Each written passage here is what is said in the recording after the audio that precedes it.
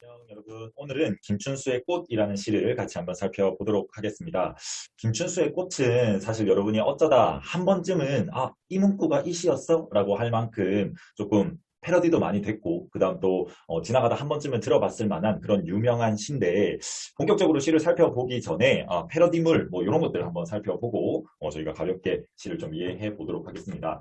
뭐 이런 작품들을 볼 수 있을 것 같아요. 그래서 뭐 제목, 전화번호라고 해서 내가 그 전화번호를 누르기 전에는 치킨은 다만 하나의 닭에 지나지 않았다. 내가 전화를 했을 때 닭은 나에게로 와서 우리에게 소중한 치킨이 되었다. 우리들은 모두 치킨을 먹고 싶다라고 하듯이 이런 식으로 되게 뭐 유명한 패러디들이 많습니다. 그는 그가 나에게 선물을 주기 전에는 그는 다만 남사친에 지나지 않았다. 뭐 이러면서 조금 그런 작품들이 많은데 자, 여기에서 중요한 것은 어떤 중요한 행위가 있고 그 행위로 인해서 관계가 바뀌었다라는 거죠. 그렇죠? 원래는 조금 형식적인 그런 관계였다면 어떤 이름을 불러주는 행위 아니면 이 패러디물에서는 전화를 하는 그 행위로 인해서 나에게 어떤 소중한 관계로 이렇게 변하는 그런 의미를 담고 있다라고 보시면 될 것 같아요. 그래서 오늘 그 작품 같이 한번 살펴보도록 하겠습니다. 자, 제목이 꽃입니다. 그러면 꽃이 지니는 이 의미는 무엇일까라는 것을 한번 생각해 보시면서 저희가 시를 같이 한번 살펴보도록 하겠습니다. 자, 내가 그의 이름을 불러주기 전에는 그는 다만 하나의 몸짓에 지나지 않았다. 지금 1년에서 우리가 살펴볼 수 있는 것은 이름을 불러주기 전이구나. 그러면 이름을 불러주는 그 행위를 하기 전에 나와 어떤 그의 관계는 뭐였냐면 하나의 몸짓에 지나지 않았다라고 이렇게 얘기합니다. 그러면 우리가 지금 시어를 파악하기 위한 긍정과 부정의 이미지를 한번 생각해 봤을 때 이 몸짓이라는 것은 긍정으로 파악해야 될까요? 부정으로 파악해야 될까요? 맞습니다. 부정이겠죠. 왜냐하면 뭐뭐에 지나지 않았다. 한낱 뭐뭐에 지나지 않았다라는 것은 부정적인 의미로 해석되는 것이 많습니다. 그렇죠. 그래서 이 몸짓이라는 단어는 이 시에서는 조금 의미 없는 존재라든지 아니면 조금 부정적인 의미 이런 것들을 지닐 수 있겠구나. 라고 볼 수가 있을 것 같아요. 그렇죠. 그러면 우리가 지금 이연을 한번 유추해 보자면 이름을 불러주는 행위, 이 행위를 하기 전에는 이런 부정적인 관계, 그렇죠. 나와 그의 관계는 약간의 소홀한, 부정적인 그런 관계였습니다. 그러면 유추해 볼 수 있죠. 이름을 불러준다면 그 관계가 어떻게 될 수 있겠다? 조금은 변할 수 있겠다라는 겁니다. 그렇죠. 한번 확인해 봅시다. 자, 내가 그의 이름을 불러주었을 때 그는 나에게로 와서 드디어 뭐가 되었다? 하나의 꽃이 되었다라고 얘기를 하고 있어요. 그럼 제목이 꽃이고 또 이름을 불러주는 어떤 행위를 했을 때 꽃이 드디어 되었다라고 얘기하고 있으니까 이 꽃이라는 것은 긍정적인 의미로 파악을 할 수 있겠구나. 몸짓이라는 부정적인 행위에서 관계에서 조금 꽃이라는 긍정적인 의미가 되었겠구나. 무엇을 했을 때? 이름을 불러주었을 때. 그죠?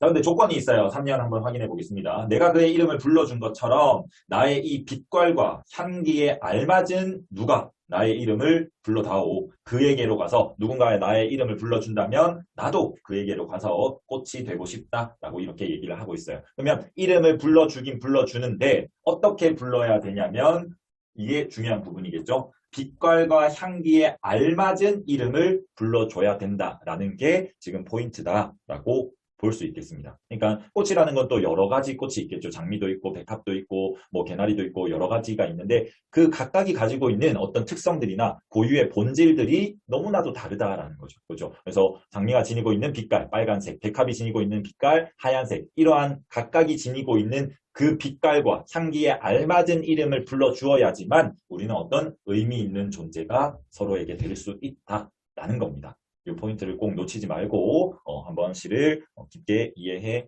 봐야 될 것 같아요.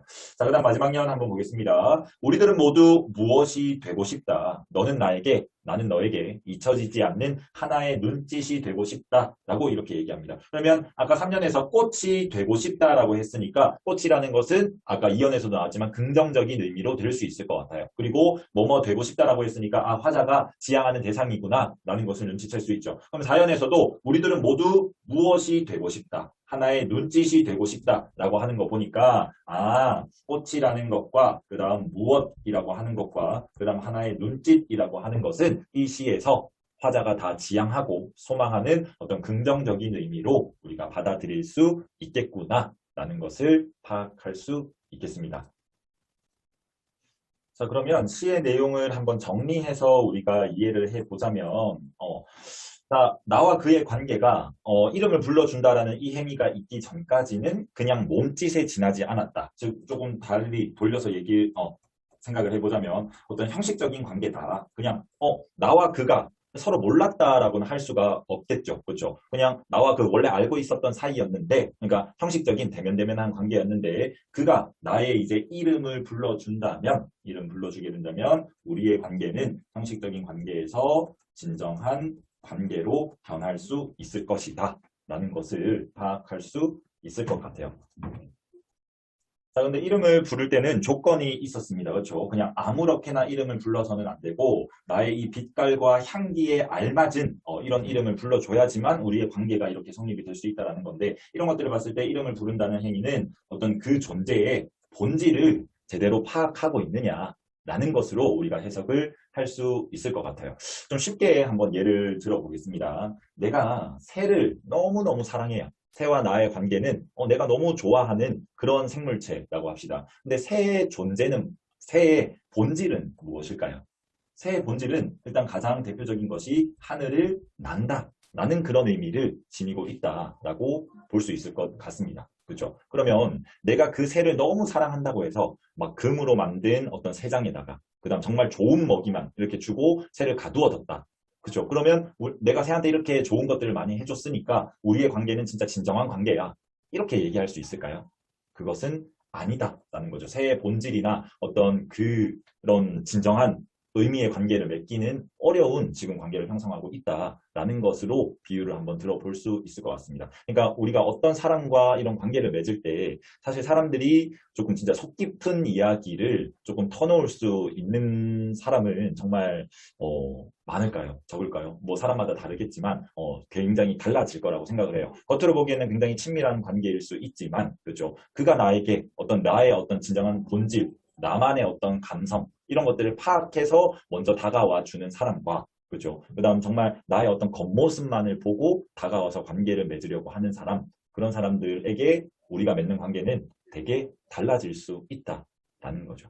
그렇죠. 그래서 굉장히 유명한 문구의 시지만 이런 진짜 관계적인 의미 그리고 그 본질적인 의미 파악 이런 것들을 조금 생각해 보면 시가 조금 다르게 느껴지고 좀 더 깊이 있는 감상이 가능하지 않을까라고 생각을 합니다. 그래서 이 이름을 불러준다라는 것은 아까 얘기했지만 첫 번째 본질 파악, 그다음 두 번째는 어떤 인식의 어떤 대상이냐라는 것도 조금 추가를 할 수 있을 것 같아요. 누가 나에게 꽃 선물을 했어. 근데 내가 이 꽃을 그냥 보지 않고 계속 회사 책상에만 놔뒀어.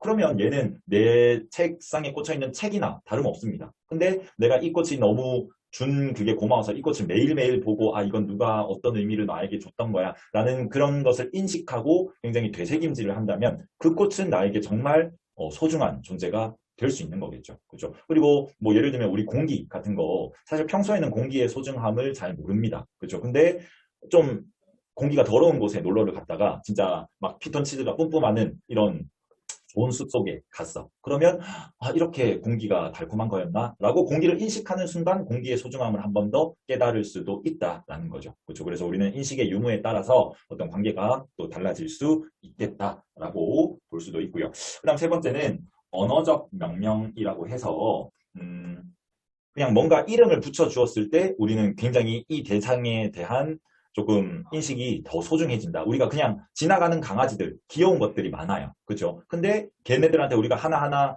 이름을 붙여서 부르진 않죠. 너 귀엽다, 잘 가 하고 가는데 정말 내가 소중하게 생각하는 강아지가 있어. 그러면 그 강아지한테 우리는 가장 먼저 뭘 해줍니까? 이름을 붙여주죠. 그죠? 그런 명령, 즉 이름을 붙여주는 행위를 통해서 우리는 그 관계 자체가 조금 더 끈끈해지고 소중해지는 어떤 표식으로 작용을 할 수도 있다라고 보시면 될 것 같아요. 그래서 이름을 부른다는 행위 자체가 이러한 의미들을 가질 수 있다라는 것도 조금 생각해 보셨으면 좋겠고, 그 다음 하나만 더 설명을 하자면 관계 확산을 한번 생각해 볼 수 있을 것 같습니다. 그게 무슨 말이냐면 처음에는 나와 그의 관계를 얘기하고 있었어요. 그죠? 그래서 그가 나의 이름을 불러주고 그러면 나도 그의 이름을 불러주면서 우리의 관계를 진정하게 바꾸고 싶다. 그죠? 그래서 누가 나의 이름을 불러주면 나도 그에게로 갈 것이다. 나와 그의 관계만 이렇게 얘기를 하다가 그게 확산이 돼서 우리라고 지금 표현이 되고 있거든. 그러면 나는 그 사람과의 관계 맺고 또 다른 사람과도 또 이렇게 진정한 관계를 맺고 그도 다른 사람들과의 진정한 관계를 맺고 이렇게 하다 보면 점점